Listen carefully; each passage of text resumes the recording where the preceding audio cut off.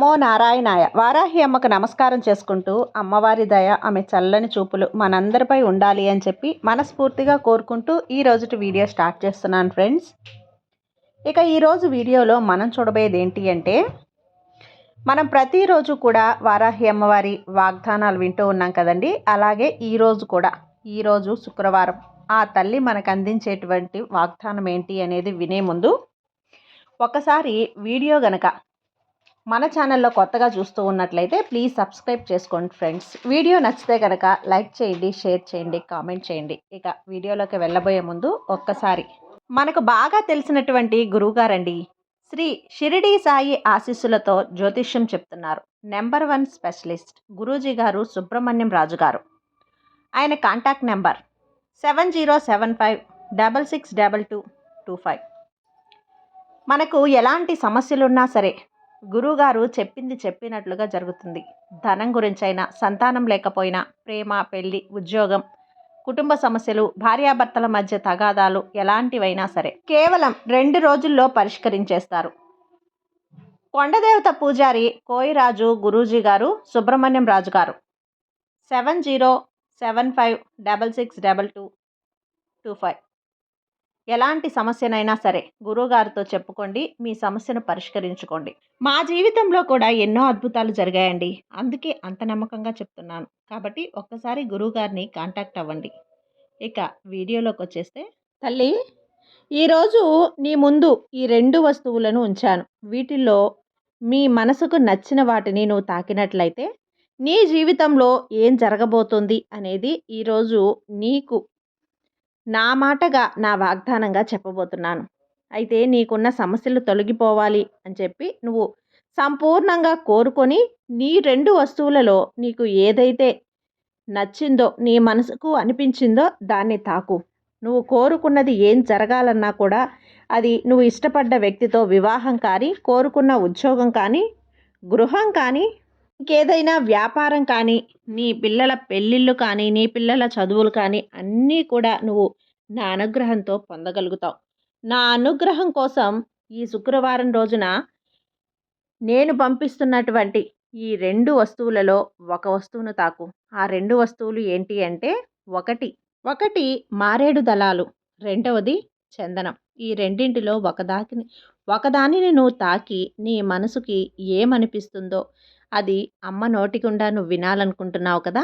అయితే మారేడు దళాలు తీసుకున్న నా బిడ్డ గురించి ఈ విధంగా చెప్పబోతున్నాను. తల్లి, బిల్వదళాన్ని ఆ ఒక్కటి పరమేశ్వరుడికి సమర్పిస్తే చాలు, ఆ ఈశ్వరుడు ఎంతో సంతోషిస్తాడు. మనం కోరుకున్న ప్రతి దానిని కూడా మనకు అనుగ్రహిస్తాడని అందరికీ తెలుసు. ఈశ్వర స్వరూపుడు, త్రిమూర్త స్వరూపుడు అయినటువంటి ఆ పరమేశ్వరుడికి ఈ బిల్వదళం అంటే ఎంతో ప్రేమ. బిల్వదళాన్ని సర్వదేవతా పూజలకు వాడతాం.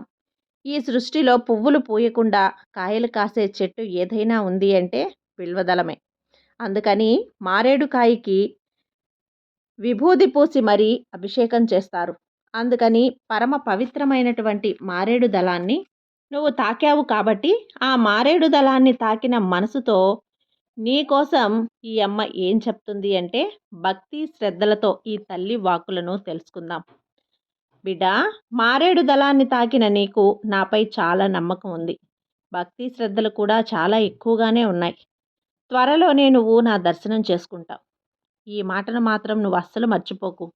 ఇక్కడ నన్ను ప్రత్యక్షంగా చూడాలి అనుకుంటున్నావు కదా, నా ఎదుట కూర్చొని నీ బాధను నాతో పంచుకోవాలి అనుకుంటున్నావు కదా, నా పాదాల మీద పడి నీ మనసులో ఉన్న కన్నీటినంతా కార్చేయాలి అనుకుంటున్నావు.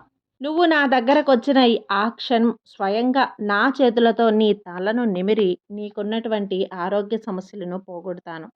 నీకున్న కష్టాలని తీసేస్తాను. నీకున్నటువంటి బాధల్ని, నీ కన్నీటిని నా చేతులతో స్వయంగా తుడిచేస్తానమ్మా. ఇప్పుడు నేను నీకు ఈ సమస్యలు తీరే కొన్ని ముఖ్యమైన విషయాలు చెబుతాను, శ్రద్ధగా ఆలకించు. ఏ విషయమైనా సరే నన్ను కోరుకున్నట్లుగా జరగాలి అని చాలా గట్టిగానే పట్టుబడతావు. నువ్వు చేసే ప్రతి పైన శ్రద్ధ అలాగే భక్తి కూడా ఉన్నాయి. ఒక విషయం నువ్వు గుర్తుపెట్టుకో, నువ్వు ఆలోచించినంత గట్టిగా పని విషయంలో నీతో ఉండేవారు కూడా ఆలోచించడం లేదు. అసలు నీ మాటలను కూడా ఎవరూ పట్టించుకోరు. అలా నీ వారే నిర్లక్ష్యం చేయటంతో నీ మనసు చాలా బాధ కలుగుతుంది. నీ బాధని నువ్వు ఎవరితో కూడా పంచుకోలేకపోతున్నావు. ప్రతి ఒక్కరితో కూడా కలిసిమెలిసి తిరగాలని నువ్వు కోరుకుంటున్నావు. కానీ బిడ్డ, నీకు తెలియని విషయం ఏమిటంటే ఎవరికైనా కూడా వాళ్ళు అవసరానికే నీ దగ్గరకొస్తున్నారు. వాళ్ళ అవసరం తీరిన తర్వాత నీ వైపు తిరిగి కూడా చూడడం లేదు. నువ్వు ఈ ఎడబాటుని తట్టుకోలేకపోతున్నావు.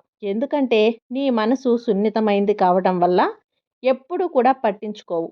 నీ కష్టాన్ని తొలగించడానికి, నీకు సంతోషం కలిగించే శుభవార్తను చెప్పడానికే ఈరోజు నీ ముందుకొచ్చాను. బిడ్డ, నీ వైపు నాకు ఎంతో ప్రేమ ఉంది. ఎప్పుడూ కూడా అమ్మా అమ్మా అని నన్ను తలుస్తూనే ఉంటావు. సదా నా నామస్మరణ మాత్రమే చేస్తూ ఉంటావు. నువ్వు నా నామస్మరణ చేస్తున్నంత కాలం నేను నిన్నెప్పుడూ విడిచిపెట్టను. నీ ఇంట్లో ఉన్న ఏ సమస్యనైనా సరే నాపై సంపూర్ణమైన నమ్మకాన్ని ఉంచి నీకున్న సమస్యలు అన్నీ కూడా తొలగిపోతాయి. ముఖ్యంగా ఆరోగ్య సమస్యలతో నువ్వు సతమతమవుతూ ఉన్నావు. నీ ఆరోగ్యం గురించి అప్పుడప్పుడు నువ్వు భయపడుతూ ఉంటావు. నీ ఇంట్లో శుభకార్యాలు కూడా జరగవచ్చు. అయితే ఒక ముఖ్యమైన విషయం ఏంటి అంటే సంపూర్ణంగా నీకు నా ఆశీర్వాదం సంపూర్ణంగా నా ఆశీర్వాదం అనేది నీకు కావాలమ్మా. అలా కావాలి అంటే నువ్వు నా ఆలయానికి వచ్చి నా దర్శనం చేసుకోవాలి. నేనిచ్చే ఈ కుంకుమను నీ నుదుటిన నువ్వు ధరించాలి.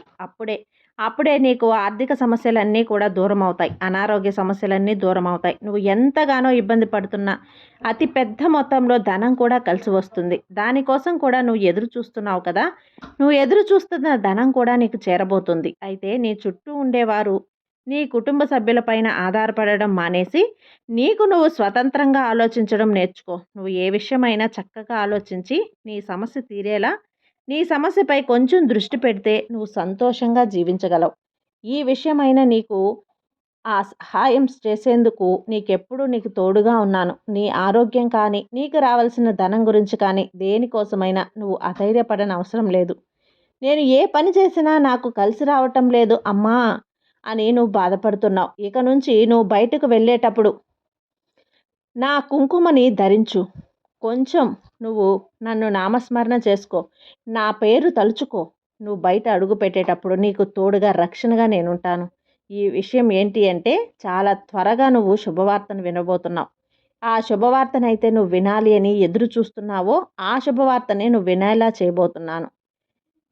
నీ విషయమై నువ్వు ఎవరి మాటలను పట్టించుకోవద్దు. ముఖ్యంగా నిన్ను బాధించే విషయాలను పదే పదే ఎందుకు నువ్వు ఆలోచిస్తున్నావు? నీ వారాహి అమ్మ నీతో ఉండగా వేరెవరి మాటలు నువ్వు ఎందుకు? వారి సంగతులు నీకెందుకు? నీ మనసులో ఎందుకు ఉంచుకుంటున్నావు? నీ హృదయంలో ఉన్నటువంటి ఈ వారాహి అమ్మైన నా మాటలు విను.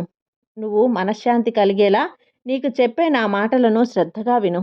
నువ్వు నా ఆలయానికి వచ్చి నువ్వు మొక్కుకున్నటువంటి మొక్కును తీర్చుకో బిడ్డ. ఈ విషయంలో నీ కుటుంబ విషయంలో కానీ నువ్వు కోరుకున్నట్లే జరుగుతుంది.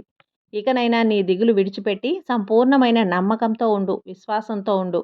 కుటుంబంలో శుభకార్యాలు జరిగాయో నువ్వు కోరుకున్నటువంటి శుభకార్యాలే నీ కుటుంబంలో జరుగుతాయి. అటువంటి ఆనందం, సంతోషం నీ జీవితంలో జరగాలి అని చెప్పి నేను ఎప్పుడు కూడా అహర్నిశలు కష్టపడుతూనే ఉంటాను. ఈరోజు ఈ వారాహి అమ్మ దర్శనం చేసుకోలేకపోయాను అని బాధపడకుండా నీ ఇంట్లోనే పచ్చ కర్పూరం, కొబ్బరికాయ, చందనం, ధాన్యాలు, బిల్వదనం ఇలా నీకు అందుబాటులో ఉన్న వాటిని నువ్వు నాకు సమర్పించు. నా ఫోటో ముందు పెట్టు. నాకు దీపం వెలిగించు, ధూపం వెలిగించు. నీ కోరికను మనసులో కాకుండా పైకి పెద్దగా నాకు వినిపించేలా చెప్పుకో. నీ సమస్యను తీర్చమని అడిగినట్లయితే ఈ వారాహి అమ్మ తప్పకుండా నీకు నీ కష్టం తీరే మార్గాన్ని చూపిస్తాను. ఈ శుక్రవారం రోజు మొదట చెప్పిన ఈ పనులన్నీ ఆచరించు.